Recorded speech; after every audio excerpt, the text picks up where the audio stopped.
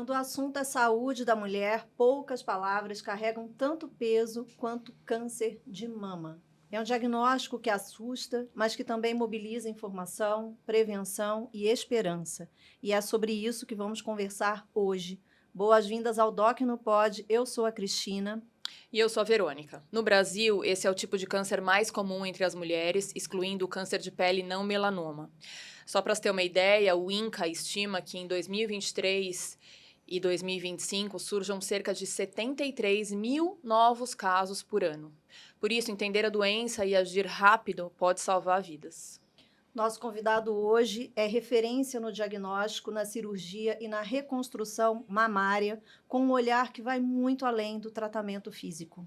Ele é mastologista, mestre e doutor pela Universidade Federal de São Paulo, especialista em reconstrução mamária e suporte integral a pacientes sobreviventes desse diagnóstico. Atende em São Paulo e em São Bernardo do Campo e está aqui com a gente para desmistificar um pouquinho esse assunto. Seja muito bem-vindo ao Doc no Pod, Dr. Rogério Fenili. Bem-vindo, Doc. Eu agradeço muito o convite para falar de um tema que é tão importante, né, na saúde cotidiana hoje das mulheres, né? Durante muito tempo não se valorizou muito essa questão do câncer, da prevenção, e hoje, ainda bem que a sociedade mudou um pouco, né? Está focando mais na prevenção para evitar aquele momento tão grave da doença, né? Então é sempre importante falar do assunto. Para clarear para a turma que está em casa conosco, eu queria que o senhor primeiro explicasse o que é o câncer de mama. Bom, o câncer de mama, na verdade, é um tumor que surge na glândula mamária feminina. Ele pode surgir de N formas. Ele pode surgir como uma alteração na pele, ele pode surgir como uma tumoração visível, ele pode surgir como um fluxo, que a gente fala, uma saída de líquido pelo mamilo. E aí que está a armadilha, né? Tem vários problemas que podem simular até doenças benignas, porque alguns desses sintomas parecem muito até como inflamação, né? Confundem como inflamação. Então, assim, ele é uma tumoração que forma, as causas podem ser genéticas ou não. A gente sabe que os hábitos de vida hoje em dia contribuem muito para essa questão do câncer de mama também. E é sempre bom ficar atento nessa tumoração, que ela pode se agravar se não for tratada a tempo. Tá. E quais são os principais fatores de risco? É verdade que idade e histórico familiar são determinantes ou não? Bom, o câncer de mama, na verdade, a princípio, a maior frequência dele era acima dos 60 anos. Mas a gente vem notando que a faixa etária de incidência do câncer vem diminuindo. E isso tem muito a ver também com os hábitos de vida. Quando você coloca populações que têm maior risco de câncer de mama, vamos dividir o Brasil, por exemplo. O Brasil parece em vários países diferentes, né? Você tem aqui a região sul e sudeste, que segue um padrão de estilo de vida mais europeu ou americano, e o norte do país, que segue um padrão completamente diferente, mais parecido com a América Latina. Se a gente pegar a história da nossa tataravó, eu acho que ninguém vai lembrar da tataravó, mas a gente sabe que ela se casou aos 13 anos, teve 9 ou 10 filhos, e entre amamentações e gravidezes, ela só foi voltar a menstruar com 35 anos. Isso mudou radicalmente. Qual que é a vida da mulher moderna hoje? Ela só vai se casar ali por volta dos 30 anos, às vezes quando terminou a formação acadêmica e se firmou no mercado de trabalho. Vai ter o primeiro filho ali com 35 anos, consome anticoncepcional desde fases muito precoces e por um tempo muito prolongado, acaba entrando na menopausa e fazendo terapia hormonal, não que eu seja contra, ela é absolutamente necessária, mas são fatores. Hoje a gente não sabe o que a gente come, a carne que a gente come, o quanto que tem de anabolizante, o quanto que tem de hormônio, o quanto que tem de conservantes. Nem a verdura a gente sabe o que come. A gente trabalha com um ambiente absolutamente estressante para a mulher, que a partir do momento que ela entrou no mercado de trabalho, ela não substituiu, ela agregou funções. Então hoje ela é mãe, esposa, profissional e tudo.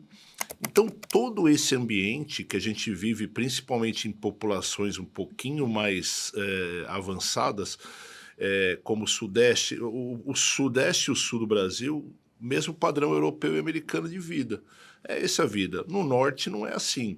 Se você contar no norte, as principais doenças da mulher são câncer de colo do útero, por exemplo, que é outra epidemiologia, porque o estilo de vida é diferente. Casa-se mais cedo, mantém o padrão meio que da tataravó um pouquinho.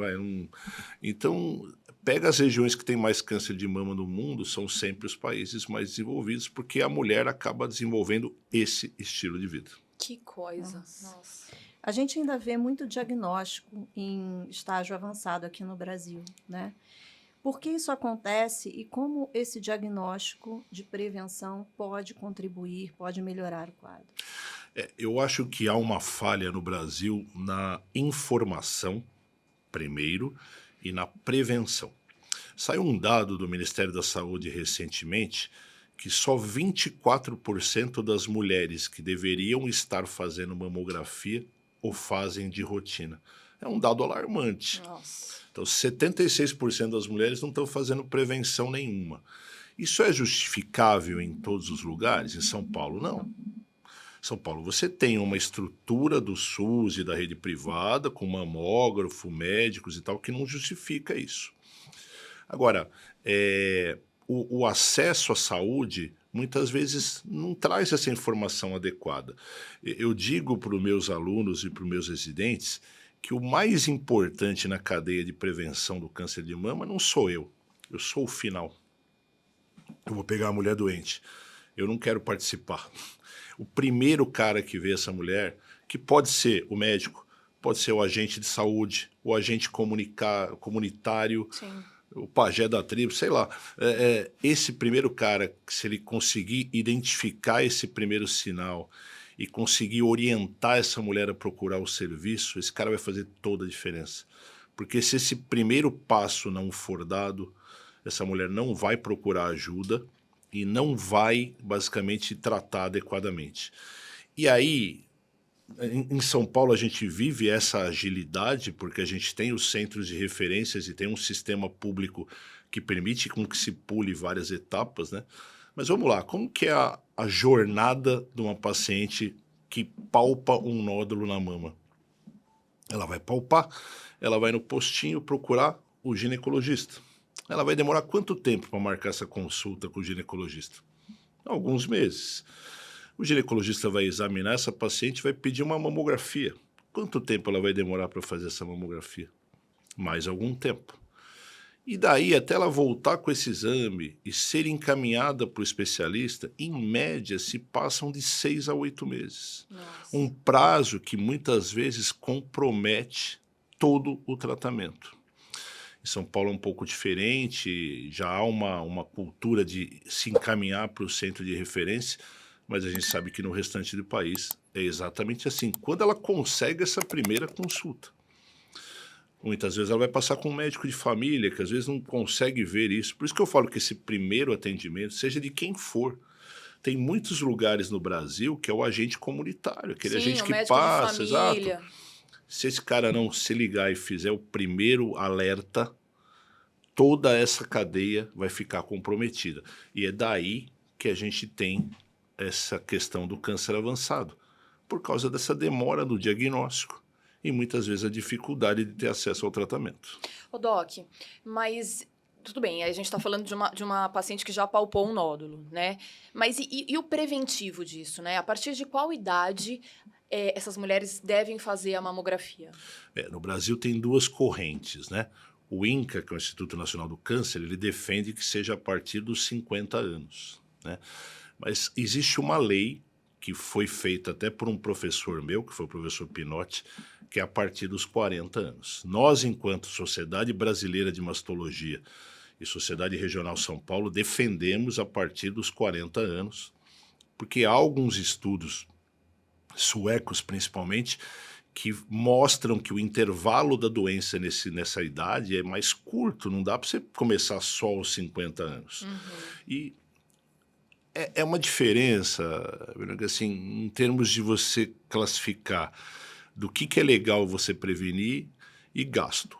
O gestor vê gasto. Ele fala assim para mim, não, mas aí eu vou prevenir o câncer em 2 em cada 1.000 mulheres. E daí? Você salvou 2 vidas. Então, a visão médica, pô, essas 2 vidas foram preservadas. Sim. A visão do gestor, putz, mas eu gastei É mais 998. estatística. Exato. Então, a gente, enquanto sociedade brasileira, defende fielmente que tem que ser a partir dos 40 anos e anual. Anual. Tá? Porque o intervalo, os cânceres que incidem nessas faixas etárias mais curtas, ele surge mais rapidamente. Intervalo de 2 anos não é adequado, você pode perder um tumor nesse intervalo. Além da mamografia, quais outros exames o senhor indica que sejam feitos? Bom, o exame clássico para fazer, primeiro, o autoexame, que é desvalorizado por muita gente, ele é bastante importante. Eu acho que olhar para a mama e palpar a sua própria mama, pelo menos uma vez por mês, não dá trabalho para ninguém e é um exercício bastante útil. Gente, coloca um despertador no celular, né? Alarmezinho. Coloca na agenda. Qual que é a melhor época do ciclo para Isso que eu ia fazer te falar. isso? Depois que menstruou. Se você Tá. fizer aí antes da menstruação, você vai palpar 500 nódulos na sua mama. Acabou a menstruação, está começando o ciclo, está começando a outra cartela do anticoncepcional no primeiro comprimido ali depois do intervalo. Olha para o espelho, palpa a mama, levanta o braço, vê se não tem nenhum nódulo. Ah, mas só detectamos tumores acima de 2 centímetros. Não importa. Você vai ver alteração na pele, você vai ver se tem alguma tumoração, se tem alguma secreção. Aí o autoexame é legal. A mamografia, que precisa ser feito, que a gente comentou. E agora, tem exames complementares à mamografia, que não podem ser indicados no rastreamento.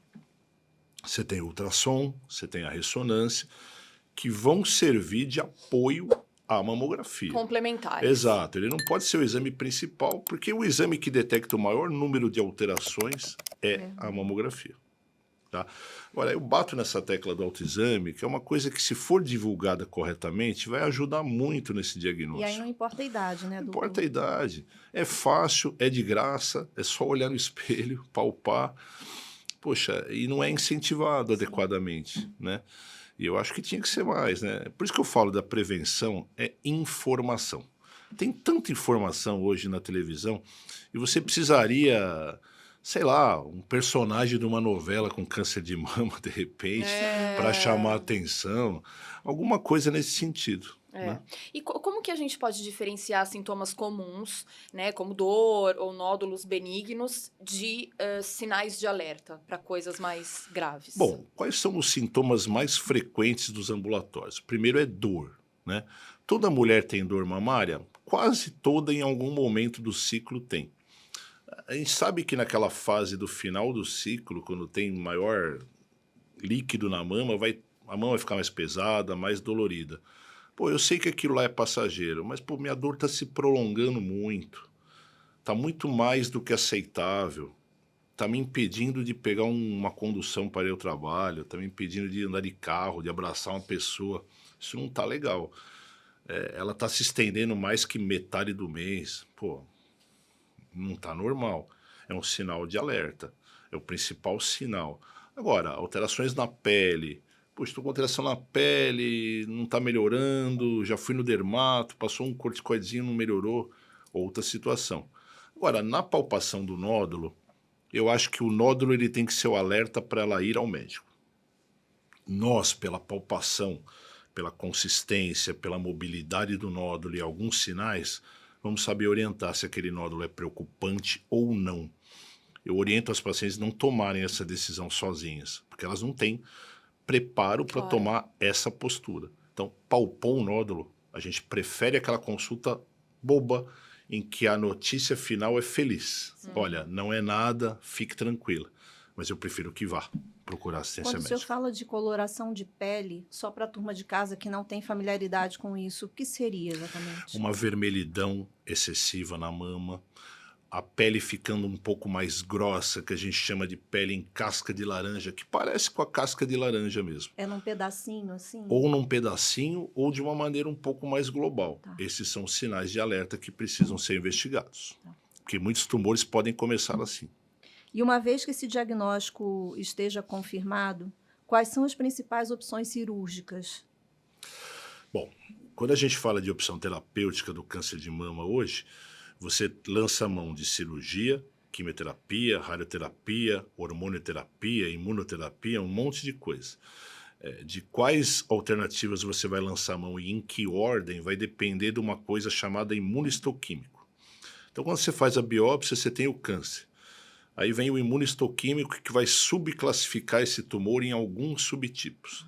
Alguns tumores você começa com a químio, outros você começa com a cirurgia. Vamos lá, os tumores que a gente começa com a cirurgia. As opções que você tem vão desde a clássica mastectomia ou as cirurgias conservadoras, que são os chamados quadrantes. A gente procura hoje associar técnicas que a gente chama de oncoplastia, que é o tratamento do câncer cirúrgico se unindo àquelas técnicas usadas pela cirurgia plástica para reconstruções ou para plásticas mamárias, buscando ter situações cada vez mais preservando não só do ponto de vista oncológico, mas do ponto de vista estético. Por exemplo, as mastectomias anteriores, você tirava muita pele, mamilo, não que alguns casos não mereçam isso, mas você procura conservar o máximo de pele, você procura conservar o mamilo, que é muito importante para a mulher, às vezes colocando uma prótese, reconstruindo já de imediato. Na cirurgia conservadora, a gente usa aquelas técnicas de mamoplastia, aquela incisão em T. Quando você olha, parece que a paciente fez uma plástica. E por aquelas incisões a gente consegue, em grande maioria dos casos, tratar esses casos de câncer de mama cirurgicamente. Eu tô aqui pensando, né, que eu tenho algumas amigas que passaram por essa doença e assim, a recuperação é complicada, né? Eu digo assim, o psicológico. A gente coloca a situação, é sempre difícil, né? Não adianta, às vezes, no momento do diagnóstico, eu digo assim, paciente, todo mundo fica assim, olha, não, pensa positivo. É difícil pensar positivo. Eu digo que a paciente tem que fazer aquela viagem que ela faz, assim, naqueles dias. Por isso que eu acho que o apoio psicológico é extremamente importante, né? Extremamente importante. Eu acho que faz parte do tratamento, não dá para abrir mão disso. Mas em algum momento a mulher tem bastante força, né? Ela consegue buscar ali aquela luta pela vida e fala, não vou perder para isso aqui. Eu falo para minhas pacientes comprar uma luva de boxe, porque a hora que der o soco na mesa e falar não vou perder, para não machucar a mão, pelo menos. Né? Pelo menos ela está com um amortecimento. E aí que a gente tem que entrar com todo o apoio, né? Nesse sentido, quando você oferece essa questão da reconstrução mamária, é um divisor de águas muito grande, né? Você dá um alento, né? Porque eu digo que os 2 cartões de visita da mulher são a mama e o cabelo. E o câncer de mama tira os 2 ao mesmo tempo. Ela vai para a quimio, perde o cabelo, e depois ela vai para a cirurgia e danifica a mama. Olha que impacto para a autoestima dessa pessoa. Já foi comprovado que as pacientes que você tem tratamento com oncoplastia, com reconstrução mamária, tem menos efeitos colaterais no tratamento, menos efeitos colaterais na quimioterapia, por causa da autoestima preservada, e eventualmente até vai tudo melhor, né? Quando a autoestima é preservada, vai tudo melhor. Você oferece uma opção. A reconstrução mamária, desculpa te interromper, mas a reconstrução mamária é um direito, né? É um direito. Uma Brasil. lei, inclusive, saiu uma lei agora em julho, fresquinha, agora na metade de julho, que garantiu o direito à simetrização, que é não só a reconstrução da mama doente, mas a simetrização, ou seja, deixar a outra mama também parecida com essa. Sim, porque se você reconstitui só uma, a outra... Sim, não vai óbvio ficar que essa igual. decisão às vezes não pode ser tomada num primeiro momento. Dá para fazer sempre as 2 na primeira cirurgia? Às vezes dá, às vezes não. Porque às vezes eu prefiro... Às vezes a mama vai passar pelo tratamento cirúrgico, vai passar por uma radioterapia, eu falo para minha paciente, olha, vamos ver como é que essa mama vai ficar. Eu falo assim, acabei aqui, ela vai ficar assim, então vamos trazer a outra igual. Porque senão você fica num jogo de correndo atrás do outro. Né? Eu deixei, isso aqui mudou, vou de novo aqui. Mas que dá para fazer isso e a gente procura sempre fazer, a gente procura sempre fazer. Óbvio, esbarra em questões... Antigamente era questão de convênio, mas agora saiu a lei, acho que agora isso vai se resolver muito bem. Porque Porque você põe uma prótese, né? A gente brinca que às vezes a mama reconstruída às vezes fica até melhor do que a mama natural. E fica aquela questão até da roupa, de sair. A paciente fala, puxa, como é que eu vou sair? Eu tô com uma mama aqui, a outra aqui, eu não encontro a roupa, eu não encontro o sutiã. Aí a reconstrução perdeu o sentido. Ô, Porque doutor, ela tornou um problema, não uma solução. total. Falando do pré-cirúrgico, né? Como é feito esse planejamento quando o senhor diz assim, olha, a gente tem que fazer a cirurgia, não tem jeito. Como é feito esse planejamento até conduzir a paciente para... Bom, o que você tem que levar em conta? Tamanho do tumor e a relação tumor-mama.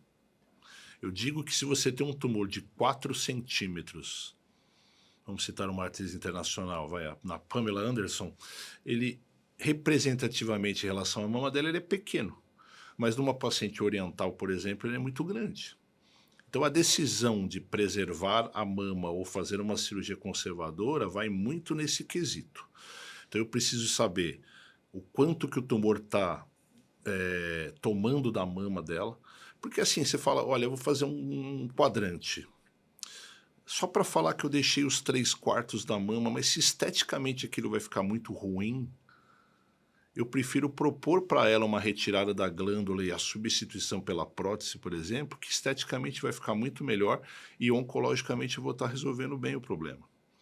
Então você tem que levar em conta o biotipo, você tem que levar em conta o tipo de mama que ela tem, o grau de pitose que ela tem, se está uma mama mais em pé, se está uma mama mais caída, se está uma mama mais glandular, se tem mais gordura, um monte de aspecto. Agora, o principal é ouvir a doente. A primeira pergunta que eu falo para ela, eu falo assim, o que você gostaria? Você gostaria de uma mama como? Assim como você tem? Você quer melhorar? E até dar o direito para ela e falar assim, eu não quero. Tem paciente que não quer. Eu não quero colocar nenhum silicone em mim, eu tenho medo, a gente desmistifica. Doutor, eu não quero. Tudo E bem. aí usa uma almofadinha, né? Tem uma prima da minha mãe que... Usa prótese no sutiã. Tem paciente que não quer. Então, assim, eu acho que a conversa tem que ser muito franca. Eu coloco para paciente... Eu acho que a medicina hoje, ela vive de propostas, né? Não tem mais, assim, olha, você vai fazer isso.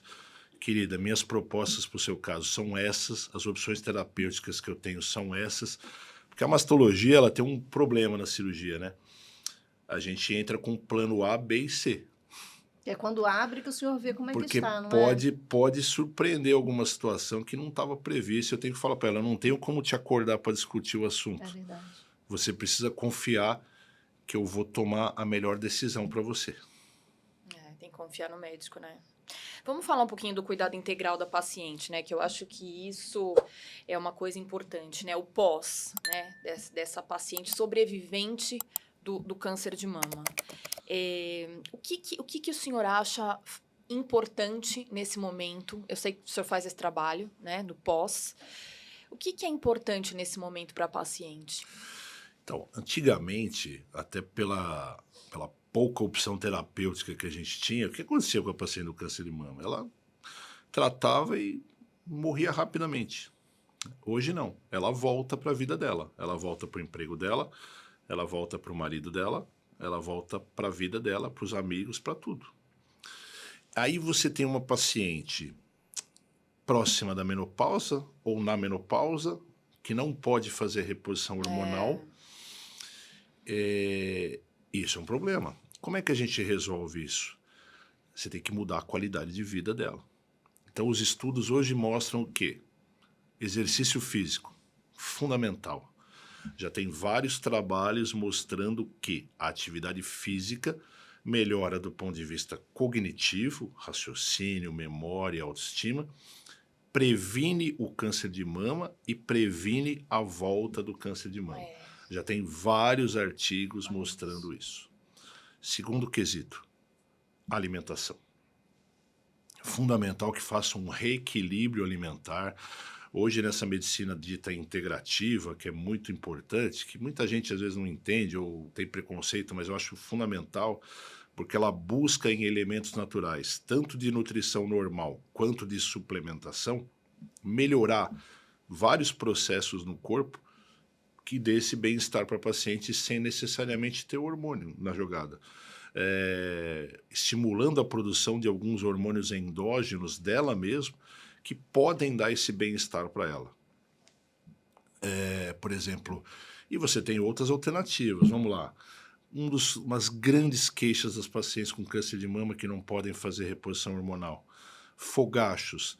Está chegando no Brasil um remédio já aprovado nos Estados Unidos e na Europa, que chama Veozah, que vai poder ser usado nessas pacientes com fogachos, sem grandes prejuízos em relação ao câncer de mama. Outra queixa muito importante, ressecamento vaginal, que compromete sobremaneira a vida conjugal. Você tem alternativas como, por exemplo, o laser vaginal, que restabelece a mucosa vaginal, traz ela numa condição muito mais fisiológica e devolve à mulher essa questão da vida sexual que ela precisa ter, que faz parte da vida dela, faz parte há esse problema, né? Agora, ela vai ter que se adaptar a essas novas situações. Mas eu creio que a própria autoestima preservada, com todos esses aspectos que eu falei, com hábitos de vida mais saudáveis, um tratamento adequado, com a mama sendo recolocada, traz a ela essa satisfação que acaba melhorando todos esses aspectos por si só. Ô, Doc, e esse acompanhamento depois da cirurgia é anual, é semestral? De repente, uma das amigas aqui do podcast que está em casa assistindo a gente, como isso deve acontecer? Olha, pós-câncer de mama, a gente acompanha muito de perto nos primeiros 2 anos, né? Tá. Os exames têm que ser feitos a cada 6 meses, tanto o exame clínico quanto os exames de imagem, principalmente nos primeiros 2 anos. Tá. Depois a gente passa para um segmento anual. Mas essa questão dessa troca do hábito de vida não tem prazo. A gente tem que ir resolvendo os problemas à medida que eles vão chegando. Faria bem para todo mundo, inclusive, né? Exato, Cuidar da porque saúde, alimentação. você não tem o hormônio que resolve tudo, mas você tem um hormônio específico para osso que resolve o osso, você tem essa questão do laser, você tem essa questão da suplementação. Você vai fazendo em várias etapas aquilo que o hormônio faria, já que ela não pode usar o hormônio. Perfeito. Adorei. Eu também, aprendi um monte. Bom, chegamos ao nosso momento aqui. A gente tem um quadro chamado Shot do Doc. São 3 perguntinhas para você, tudo bem? Tudo bem. Vamos lá. Saúde da mama é? Saúde da mama é qualidade de vida. Não basta não ter a doença. É preciso preservar a mama saudável para que a sua vida também seja saudável. E um mito sobre o câncer de mama que você gostaria que desaparecesse? Existe um mito que câncer de mama não dói. Não é verdade, né? A pessoa fica se fiando nisso, né? Fala, não tá doendo, então não é nada, não vou nem ao médico. Isso precisa cair, não pode ficar com esses dogmas aí. Tá. E uma atitude simples que pode salvar vidas? Prevenção e informação. São 2 atitudes que na saúde brasileira faltam um pouco. Mas, assim, estimular a saúde preventiva é muito mais fácil, mais barato e mais legal do que ficar só tratando a doença. Perfeito. E autoexame, né, que o senhor falou também. Autoexame. Faz parte da prevenção. Tá. Né?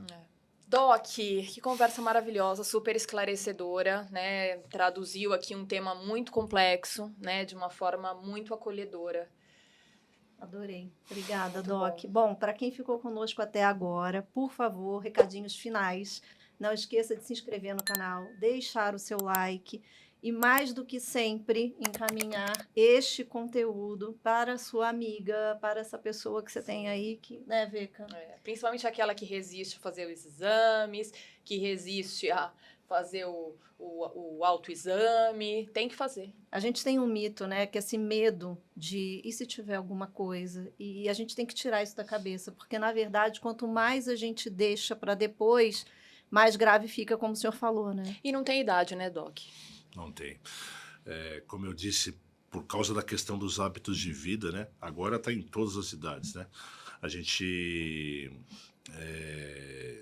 vive desde os 30 anos até os 60, né? Então, assim, não dá para confiar que porque é jovem não vai ter nada. Sim, é isso aí.